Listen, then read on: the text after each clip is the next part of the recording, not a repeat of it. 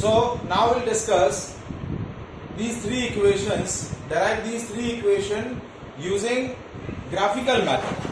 अब यही same equations हम क्या करेंगे, ग्राफ के बेसिस पे क्या करेंगे, कैलकुलेट करेंगे.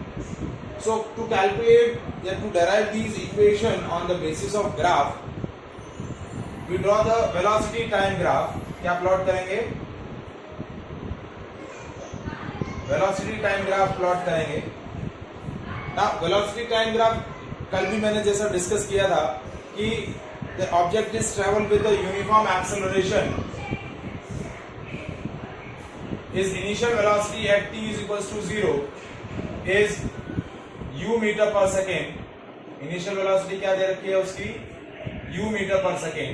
और at t is equals to t second पर उसका फाइनल वेलोसिटी क्या दे रखा है, v metre per second.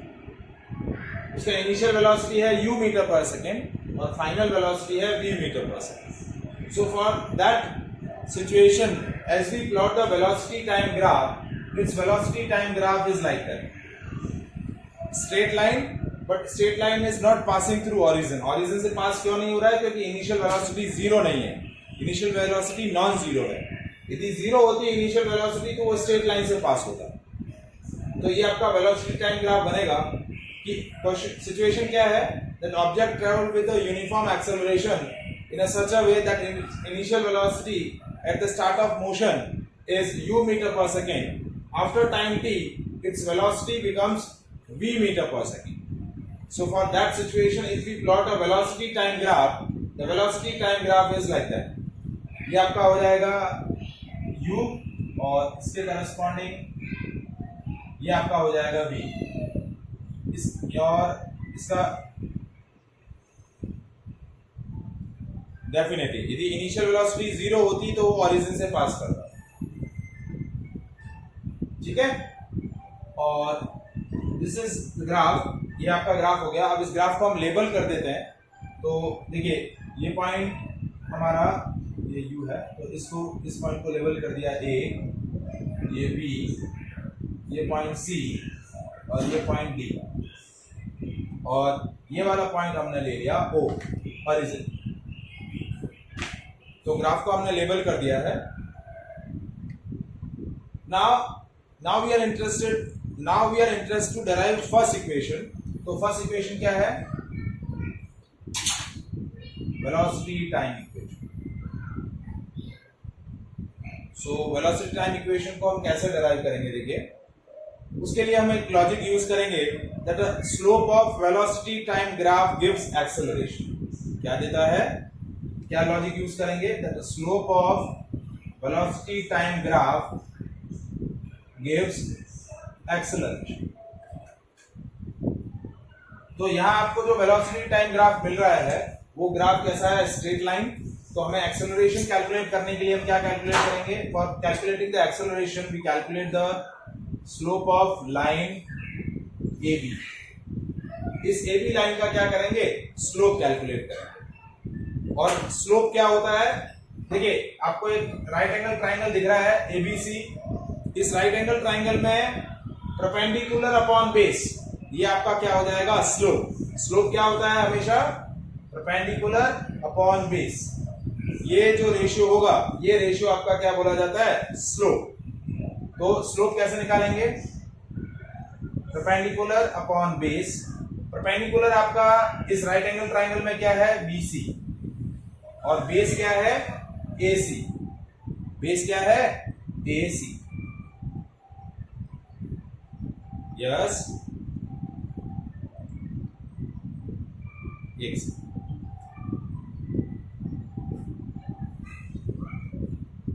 One second.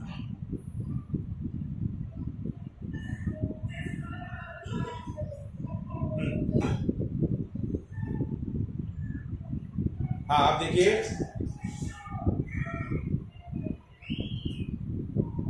तो देखिए स्लोप कैसे कैलकुलेट करेंगे. स्लोप के लिए हम ये राइट एंगल ट्राइंगल ऑब्जर्व करेंगे. इस राइट एंगल ट्राइंगल में परपेंडिकुलर अपॉन बेस, ये आपको क्या मिल जाएगा, स्लोप.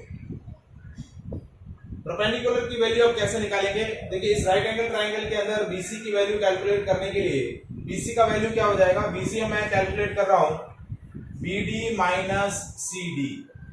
देखिए ये मेरा टोटल डिस्टेंस है BD, इसके अंदर ये CD हटा रहा हूं, तो BD में से जब CD वैल्यू सब्ट्रैक्ट हो जाएगी तो मेरा क्या वैल्यू आ जाएगा BC।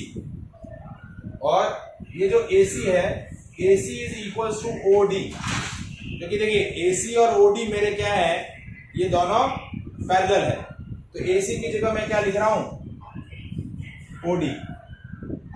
Is it clear to all of you?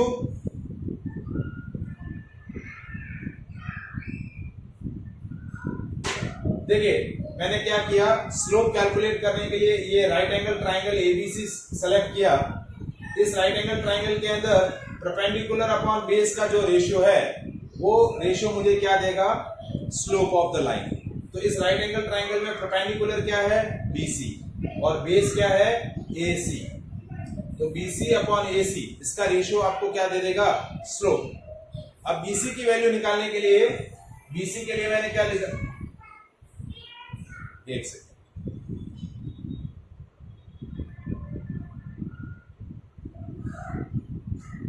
BC के लिए क्या किया मैंने, BD माइनस CD। BC की वैल्यू कैलकुलेट कैसे करी, ये परपेंडिकुलर पूरा जो परपेंडिकुलर था B से D तक का BD minus CD। Is it clear? और AC की जगह मैंने क्या लिख दिया OD। अब देखिए इस फिगर के अंदर आप देखिए OD की वैल्यू क्या है T, BD की वैल्यू क्या है V और CD की वैल्यू क्या है U।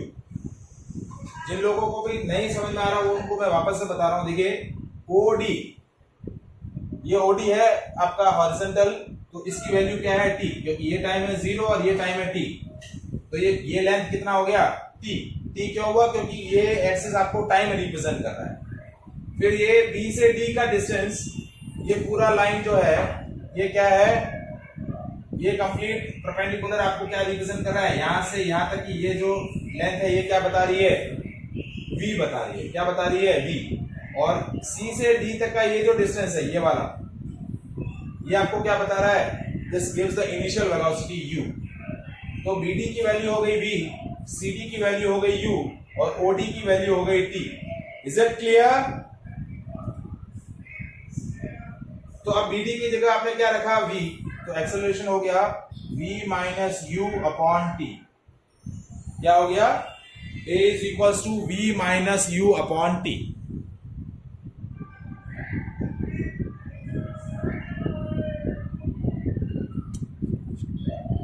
Is it clear? अब मैं क्या करूंगा, इसी को क्रॉस मल्टीप्लाई कर दें हम लोग, तो देखिए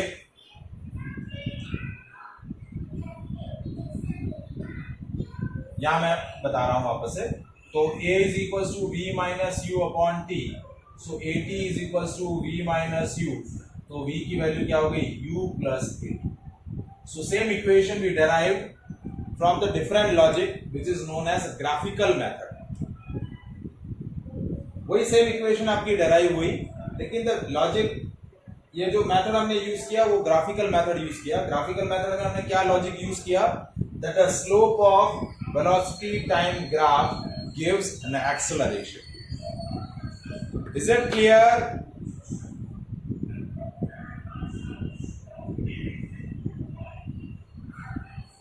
देखिए स्लोप ऑफ लाइन का जो सेक्शन है वो इंपॉर्टेंट है। स्लोप ऑफ लाइन कैसे कैलकुलेट किया, सब स्लोप होता है perpendicular upon base, that is BC upon AC। BC की वैल्यू हमने लिखी BD माइनस CD और AC की वैल्यू लिखी OD।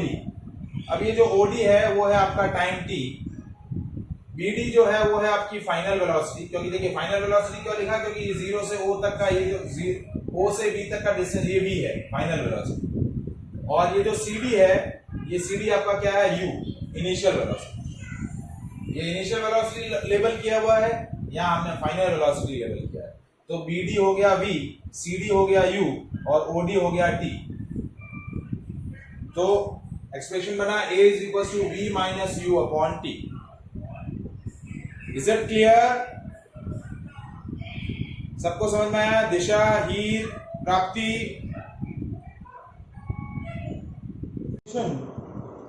Through the velocity time graph, we obtain it by slope of velocity time graph. So now we derive the equations of uniform accelerated motion by graphical method. Yes.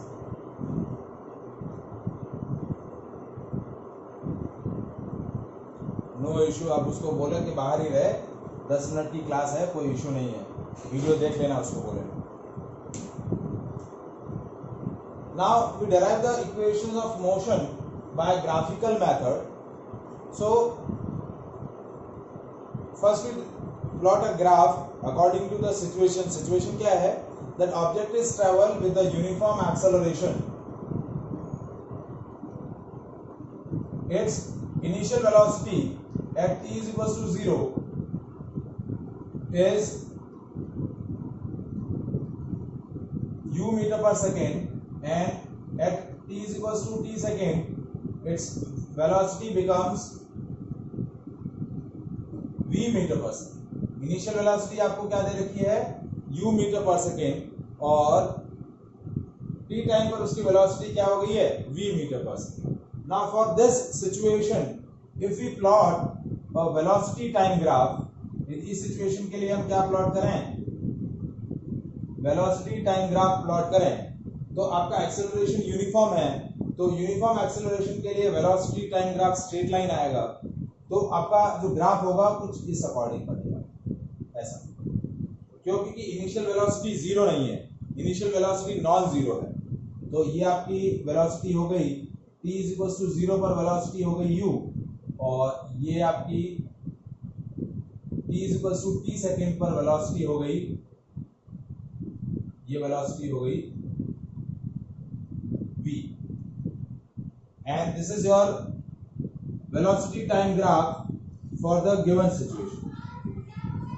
Is it clear? ये graph समझ में आया आप लोगों को?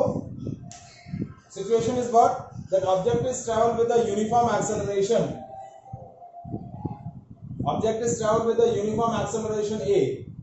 Its initial velocity is u meter per second at t is equals to 0. After time t, its velocity becomes v meter per second. So its velocity time graph is straight line, but not passing through the origin, क्योंकि final velocity zero नहीं है. Final velocity क्या है? Non zero है, u है. Initial velocity sir, initial velocity non zero है और final velocity भी नॉन जीरो है. तो ये इनिशियल वेलोसिटी u, ये फाइनल वेलोसिटी v, ये टाइम t, ये टाइम t, ये टाइम जीरो है, ये टाइम t है.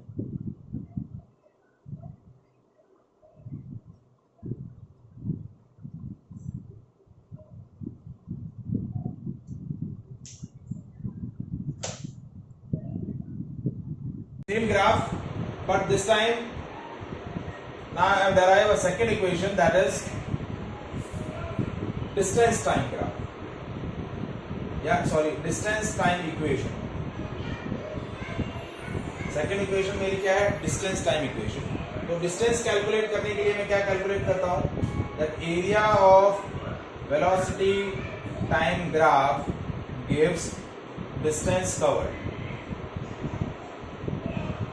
मैंने पहले भी डिस्कस किया था कि जब आपका ग्राफ टाइम एक्सिस के अबव रहता है तो डिस्टेंस और डिस्प्लेसमेंट सेम होते हैं. तो यहाँ ये जो ग्राफ है ये टाइम एक्सिस के अबव है, तो यहाँ ये ट्रायंगुलर रीजन का एरिया और इस रेक्टेंगल रीजन का एरिया जब आप कैलकुलेट करेंगे, ये टोटल एरिया आपको क्या दे देगा? Distance cover. तो डिस्टेंस क्या हो जाएगा? एस से रिप्रेजेंट करेंगे, उसको रिप्रेजेंट करेंगे area of triangle ABC plus area of rectangle. Rectangle को लेबल किया OACD. अब देखिए ट्राइंगल का एरिया होता है हाफ बेस. इस ट्राइंगल का बेस है AC और हाइट है BC. हाइट क्या है? BC. और एरिया ऑफ रेक्टेंगल क्या होता है? रेक्टेंगल का एरिया होता है लेंथ इनटू ब्रेथ. तो लेंथ आपको दिख रही है OD और ब्रेथ आप ले सकते हैं CD. अब देखिए ये जितने भी वैल्यूज हमने लिखी है यहाँ पर, इसकी अब वैल्यूज यहाँ लिख देते हैं। देखिए AC की वैल्यू हो जाएगी, AC और OD दोनों सेम है और इनकी वैल्यू हो जाएगी T। ये AC और OD दोनों सेम है, इनकी वैल्यू हो जाएगी T। BC का वैल्यू हमने अभी प्रीवियस वाले आर्टिकल में डिस्कस किया था, वो था BD माइनस CD और BC की वैल्यू थी V माइनस U और CD का वैल्यू क्या था U। तो देखिए अब वैल्यू प्लेस करते हैं। हाफ AC की जगह हम रख देंगे T, BC की जगह हम क्या प्लेस कर देंगे V minus U plus OD की जगह आप क्या प्लेस करेंगे T और CD की जगह आप क्या प्लेस कर देंगे U। अब देखिए मैं एक छोटा सा एक रीअरेंजमेंट कर रहा हूं फर्स्ट इक्वेशन के बेसिस पे। फर्स्ट इक्वेशन क्या थी, A is equal to V minus U upon T। तो V माइनस U की वैल्यू क्या आ जाएगी AT। V minus U is equal to A into T। तो ये यहाँ जो V माइनस U आया है, इस V माइनस U की जगह मैं क्या रख दूंगा A इंटू T। क्या रख दूंगा A इंटू T। तो ये देखिए half into T into AT plus UT और ये मेरी इक्वेशन बन गई S is equal to UT plus half AT square. Overall ये जब इक्वेशन में यहाँ देखूंगा तो S की वैल्यू क्या हो गई, S is equal to UT plus half AT square. So this is my distance time equation. Is it clear? हाँ जी, मैं वापस से बता रहा हूं मैंने क्या लॉजिक यूज किया। डिस्टेंस टाइम इक्वेशन मुझे कैलकुलेट करनी है, तो मैं लॉजिक देखिए जो मेन लॉजिक है वो आपको सीखना है कि डिस्टेंस कैलकुलेट करनी है। So we have to calculate the area of velocity time graph. क्या कैलकुलेट करेंगे, area of velocity time graph. तो area of triangle plus area of rectangle. Triangle है आपका हाफ बेस इंटू हाइट, तो base है AC, height है BC और rectangle का एरिया है लेंथ इंटू ब्रेथ, तो लेंथ है OD और ब्रेथ है CD। Is it clear? अब मैंने AC की जगह रख दिया T, ये जो AC है उसकी जगह रख दिया मैंने T और BC की जगह मैंने क्या प्लेस कर दिया, BC is equal to BD minus CD। BC की जगह क्या प्लेस कर दिया BD माइनस CD और उसकी जगह प्लेस कर दिया V माइनस U। और ये जो V माइनस U आया, इस V माइनस U की जगह आपने क्या प्लेस कर दिया AT। AT क्यों किया, फर्स्ट इक्वेशन के लॉजिक से कि A is equal to V minus U upon T, तो V माइनस U क्या हो जाएगा AT। तो V माइनस U की जगह रख दिया AT। अब लेंथ इंटू ब्रेथ, लेंथ है OD की जगह रख दिया T और ब्रेथ है CD, तो CD की जगह रख दिया U। तो ये प्रोडक्ट हो गया UT। तो हमारी इक्वेशन बन गई UT plus half AT square. Is it clear? अभी समझ में आया?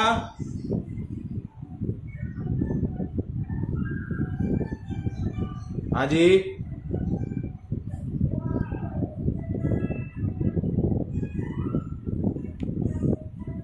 हाँ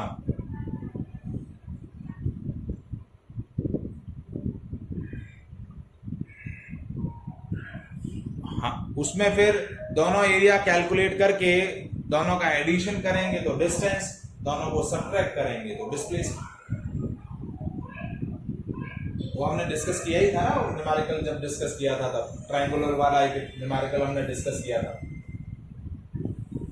अब नेक्स्ट सेक्शन आता है हमारा तीसरा equation, that is distance. Yes,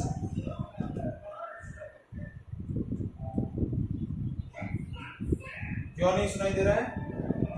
वापस उसको बोलो कि एक बार डिस्कनेक्ट होके वापस कनेक्ट हो जाए, नहीं होगा तो फिर देखते हैं क्या करना है।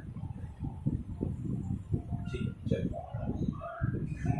अब हमें तीसरा इक्वेशन डिराइव करना है, डिस्टेंस वेलोसिटी इक्वेशन।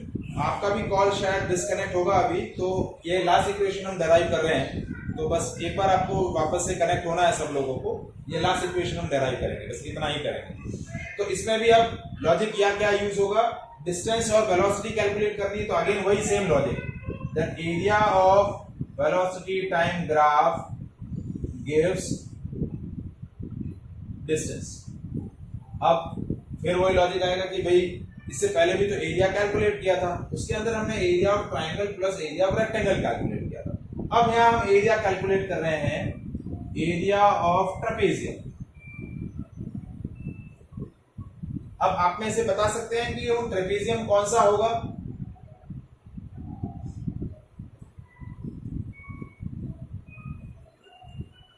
देखिए ट्रेपेजियम किसी को दिख रहा है?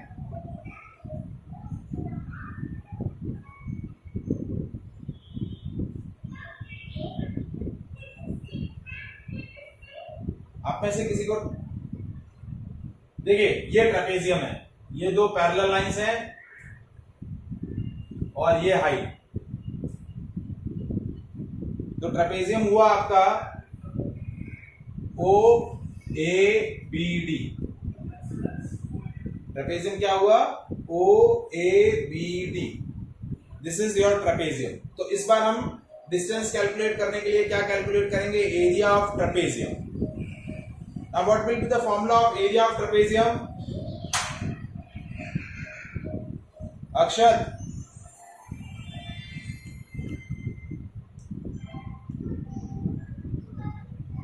what is the area of trapezium?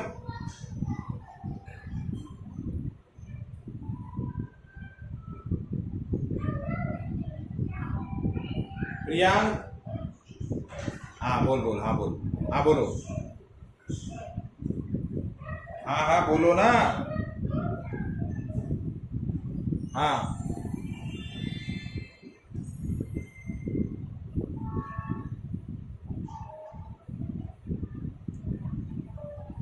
a plus B by 2h। Okay,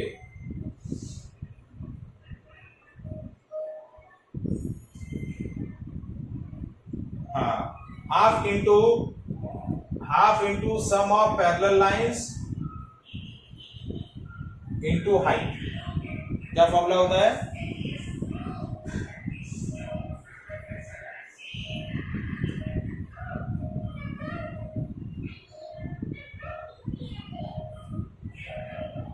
that we have calculated the area of triangle plus area of rectangle. Now same area, but this time we have calculated the area of trapezium, that is OABD, and area of trapezium is sum of parallel lines into height. अब parallel lines कौन सी है? First parallel line है OA और second parallel line है BD। ये दो parallel line है, एक ये और एक ये। These are the two parallel lines। तो ये हो गया half into sum of parallel lines OA plus BD। और हाइट क्या है? हाइट है ये OD। OD will be the height। Is it clear?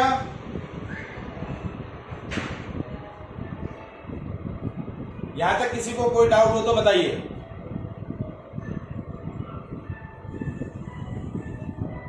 Parallel line, एक पैरेलल लाइन है OA, दूसरी पैरेलल लाइन है BD और हाइट है OD। अब देखिए OA का वैल्यू क्या है?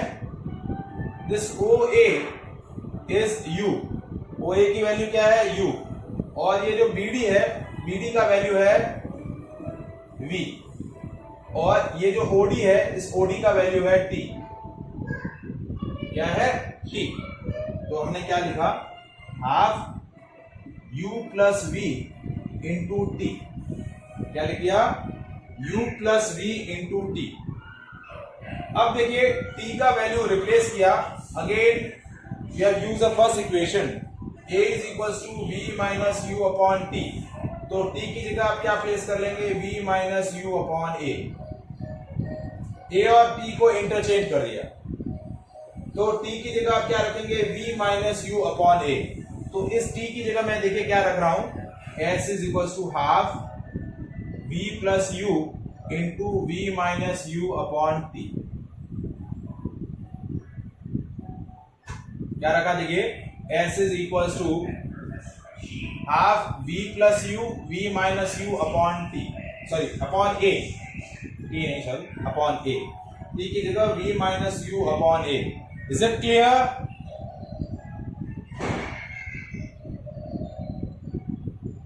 देखिए t की वैल्यू क्या रखी हमने, t की वैल्यू रखी v minus U upon a. t का जो वैल्यू रखा वो रखा v minus U upon a. अब देखिए ये है v plus U v minus you, a plus b a minus b क्या होता है, a square minus b square. तो ये हो गया v square minus U square, और ये जो डिनोमिनेटर में है 2a, ये s इज इक्वल टू आ गया v square minus U square upon 2a. Cross multiply किया तो 2as is equal to v square minus U square. तो v square is equal to u square plus 2as. This will be the third equation. तो चलेगा, no issue. आप ये equation लिखें तो भी चलेगा, ये लिखेंगे तो भी चलेगा. So that is a graphical approach to derive all the three equations of uniform accelerated motion. और ये जो क्वेश्चन है कंफर्मली आपको एग्जाम में मिलता है. तीनों इक्वेशन डराइव करने के लिए नहीं आती है. आउट ऑफ 3 कोई भी एक इक्वेशन आपको डराइव करने के लिए मिलेगी, और मोस्ट प्रोबेबली सेकंड और थर्ड में से कोई एक मिलती है. फर्स्ट नहीं आती है, या तो सेकंड पूछी जाती है या फिर थर्ड इक्वेशन पूछी जाती है. बट आपको ग्राफिकली इस इक्वेशन को डराइव किया करना पूछा जाता है एज अ डेरिवेशन.